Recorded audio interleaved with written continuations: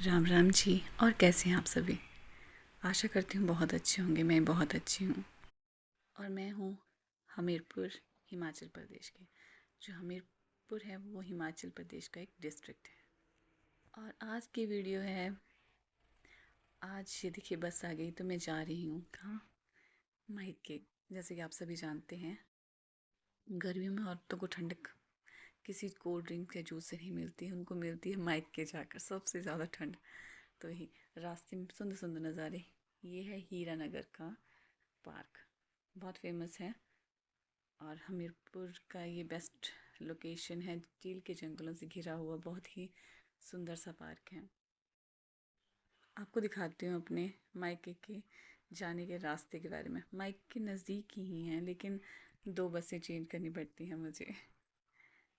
और जो शॉर्टकट रास्ते होते हैं वो, उनमें तो बहुत जल्दी होता है, लेकिन यही है ना कि अब शॉर्टकट्स जो होते थे वो रहे ही नहीं है, सड़कें बन गई हैं।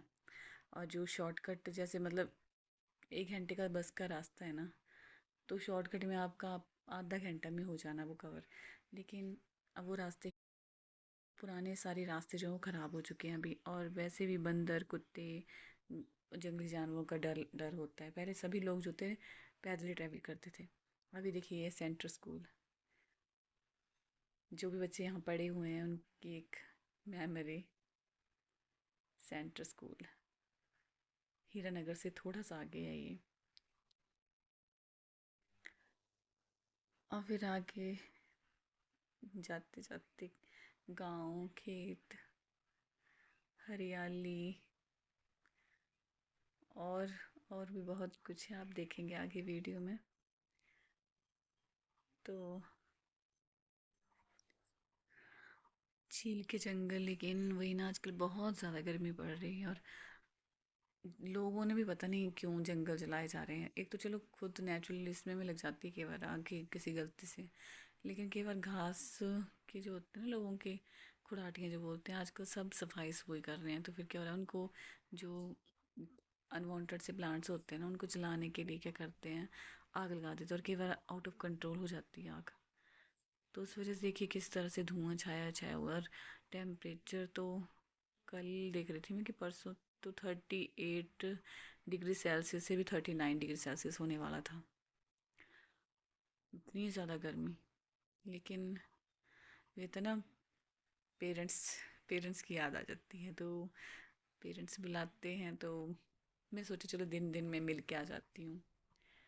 देखो अपने पेरेंट्स को बहुत ज़्यादा प्यार करो, बहुत ज़्यादा प्यार करो।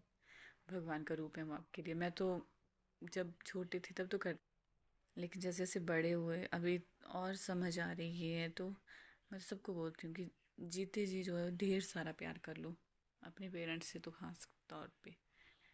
ठीक है, बोलते हैं ना कि इतना सुंदर जीवन दिया हुआ है भगवान ने, लेकिन हमने उसको जीना ही देर से शुरू करते हैं। फिर जब तक जीने के बारे में सोचते हैं तो क्या होता है, वो बहुत देर हो चुकी होती है। हम गेस्ट अपीयरेंस है यहाँ पे, किसी का जो है वो परमानेंट नहीं है यहाँ पे। कोई कितने साल जिएगा, कोई कितने साल जिएगा। तो ये है कि जब तक होना आप इस दुनिया में, और जो आपसे नियर बाई है ना, खास तौर से पेरेंट्स, तो उनको जी भर के प्यार कर लीजिए। और देखिए जाते जाते ना रास्ते में इतना जंगल जले हुए ना, सारे जंगल जल गए, तो नेचुरली गर्मी तो बढ़नी ही है। फिर इतनी ज़्यादा गर्मी, ज़रा सा धूप में नहीं खड़ा हो जाता। पता नहीं क्या रीजंस होते हैं, बट इतना जल गया ना जंगल, देख के दिल दुखी हो रहा था। और धुआं धुआं, हर जगह धुआं धुआं दिख रहा था। ये तो एक साइड का व्यू है, दूसरी साइड अब क्या होता है हमारे यहाँ ना भी, मतलब गांव के लोग होते हैं थोड़ी सी, उनको पता नहीं होता है क्या ये है, वीडियो क्या बना रहे हैं बच्चे, तो ऐसे सोचते हैं। तो इसलिए चुपके से की थी मैंने ये वीडियोस। ये बहुत बातें बनाते हैं लोग जब कोई वीडियो बनाता है तो। लेकिन ये देखिए एक साइड से मैंने धीरे से लिया बस से व्यू, तो मतलब क्या बोलूँ, पता नहीं कितने बेचारे पशु पक्षी जानवर जो थे उनके घर जल गए, बच्चे जल गए होंगे। बहुत। और प्रदूषण तो अलग से, और हीट, गर्मी का प्रकोप, और बारिश का तो अभी यहाँ पे नामो निशान नहीं है। ये तो होते हुए ना आजकल ये बहुत ज़्यादा बढ़ जाता है। और फिर देखिए जाते ही मेरा स्वागत हुआ दही भल्ला से। दही पकौड़े बोलते हैं हमारे यहाँ पे। तो मेरी मम्मी ने जो, तो मुझे जाते ही उनको पता था माँ का प्यार कि वो आने वाली है मेरी बेटी, तो उसके लिए मुझे तैयार किया। तो मैंने चलो वीडियो बना लेती हूँ। तो इसमें मम्मी की जो, मम्मी बोल रहे थे मुझे कि वीडियो में दिखा रही है। तो मतलब माँ का प्यार ना, कोई मोल नहीं उसका। देसी लोग। पहले वाली मम्मी ना बहुत ज़्यादा केयरिंग होती थी, बहुत ही ज़्यादा केयरिंग। और मेरी मम्मी तो बहुत ही ज़्यादा प्यार करती हैं। और देखिए मेरी मम्मी का स्टाइल जो होते हैं कड़छी से तुड़का लगाने वाला पुराने, क्योंकि ये वो उस ज़माने के हैं जो बेचारों को प्रॉपर, मतलब जॉइंट फैमिली में तो उनको पेट भर खाना भी नहीं मिलता होगा। उस टाइम से हैं ये।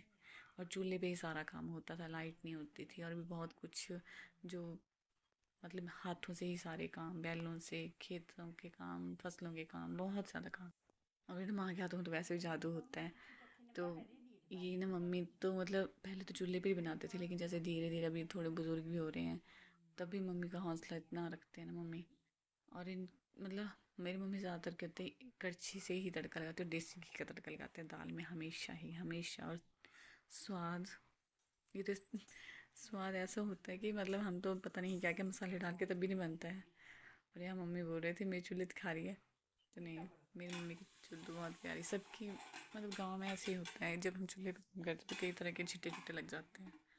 और देखिए मेरी मम्मी का पानी का घड़ा, फ्रिज का कम ठंड, कम भी ना पसंद करते हैं, नेचुरल लोग हैं, पुराने लोग, देसी। तो ये हमेशा जो है मटका भर के रखते हैं। और पानी के लिए स्पेशली मटके का ठंडा ठंडा पानी। पर एक और बात बताती हूँ, मटके में अगर आप ठंडा पानी रख रहे हो ना ऐसे, तो इसमें कभी भी ऐसे हाथ डुबो के पानी नहीं, मतलब जैसे गिलास से ऐसे डायरेक्ट पानी निकालिए, इस तरह से निकाल लीजिए, तो इसकी ठंडक जो कम हो जाती है। बहुत ज़्यादा गर्मी पड़ रही है, और ये पुराने देसी लोग हैं तो ऐसे ही रखते हैं अपनी लाइफ स्टाइल को। फिर यहाँ पे मैं हो रही थी खातिरदारी, मैंने पानी पूरी में थोड़ी बहुत हेल्प की, हल्की सी मम्मी की, और मम्मी ने ही खाना डाला। और हम, जैसे मैंने पानी भर दिया ना, फिर मम्मी देखिए हम खाना खाते, तो जो हम पिछले एक वीडियो बनाई थी ना, हम लाए थे देसी शक्कर, तो मम्मी भी लाए थे। तो देखिए हमारे रिवाज है, जब कोई मेहमान घर पे आता है तो उसको सबसे पहले घी और शक्कर दी जाती है। इसलिए जो होते हैं हम शक्कर रखते हैं ज़रूर, यहाँ पे रिवाज ही है। जब भी कोई मेहमान आता है तो इसी तरह से दी जाता है। और देखिए मेरी मम्मी बहुत ही नेचर लवर है, तो जो है वो, मेरी मम्मी को प्रकृति से बहुत प्यार है। तो मेरी मम्मी जो है वो डेली मतलब पानी डालते हैं पक्षियों के लिए, पशु पक्षियों के लिए, और खाना डालते हैं। तो यह जो है ना कौवा, जो हम पीछे छुट्टियों में गए थे, तो ये एक कौवा जो होता था चोंच में पानी भर भर के लेके जाता था। और बोल रहे थे मम्मी देखो इसका परिवार है, इसके बच्चे आ गए हैं, देखे देख पानी पी रहे हैं। तो ये मतलब, अब देखो, और एक और चीज़ मैंने बहुत जगह क्या देखा है बाहर, जैसे दिल्ली या पता नहीं और जगह पे, तो वहाँ पे ना दूसरे कौवे होते हैं अजीब से, और हमारे यहाँ जो कौवे होते हैं ना बिल्कुल काले वाली, ये होता है असली काला कौवा।